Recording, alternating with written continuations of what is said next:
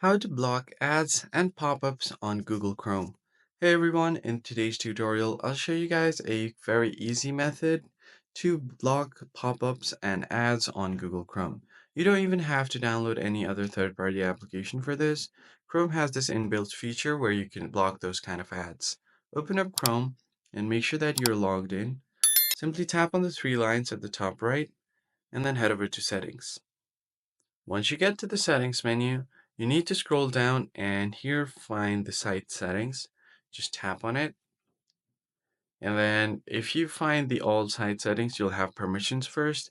And if you scroll down, you have content section. From here, head over to pop-ups and redirects.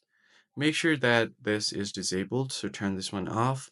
Now it will block sites from showing you pop-ups and redirects. So once that is done, you can go back and there's one other settings that you can change. So if you go to intrusive ads, you can just turn it off. So when this is turned on, any site that you visit can't show you any ads to you.